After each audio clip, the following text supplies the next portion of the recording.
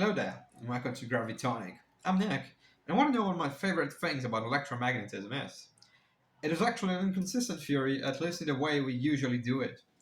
You see, there, the way we usually solve E&M problems is by you first start with a field configuration, so you're given the field of a sphere or the field of something, and then you ask yourself, okay, so how does a particle move in this field? And you have to solve a mechanics problem by using that thing. Alternatively, you are given a configuration of charges that you don't know yet the field uh, that is attributed to that configuration. So you may have some charges, some currents, and etc. And then you're going to try to find what are the fields that occur for that particular configuration. And this is usually the thing. You either have the fields and you want to solve the motion, or you have the motion, you have the charges in place fixed, and you want to find what is the field. And there's an issue with that. It is inconsistent. You see, the funniest and perhaps most interesting example is by simply taking a particle and let it move. The thing is, we usually are just going to consider it as a free particle and let it move freely, but it is not, because it needs to interact with the electromagnetic field. And as though you might think that there's no electromagnetic field in this case, because I just let a particle go in the vacuum, there's still the electromagnetic field interacting with the particle. So the particle has its own electromagnetic field. If you're in the reference frame of the particle, you're going to see it as just something pointing outwards and etc., something like that or whatever. And the electric charge actually should interact with that.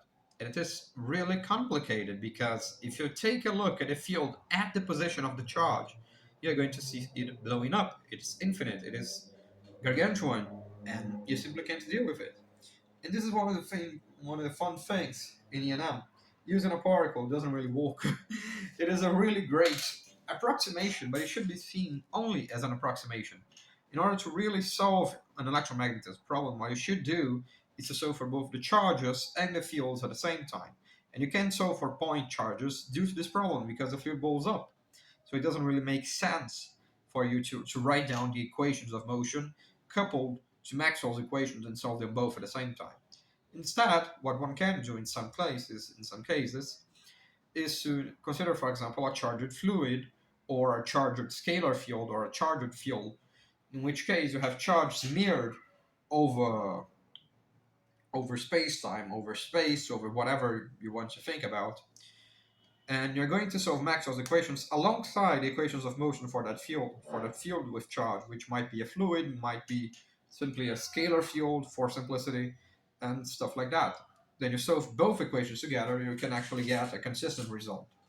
For the case of a particle, though, it is interesting to notice that we can do something called self corrections to the particle's motion.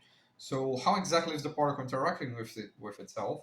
And you can add corrections to the usual motion it would have and consider what actually changes. This is beautifully done in the book by Wald, which is Advanced Classical Electromagnetism. Chapter 10 in here actually describes these things, and it is based on a paper by Wald and one of his students, I think, which was, I think, what is it? Asgrala and Eharte. I'm not really sure if I'm pronouncing the names right, and I'm not really sure if they were both students or collaborators. Anyway, it's really interesting, and I find it really funny about electromagnetism. We usually take it for granted when it's actually far more complicated than it looks like. That's it, and I guess that's it for today. Cheers!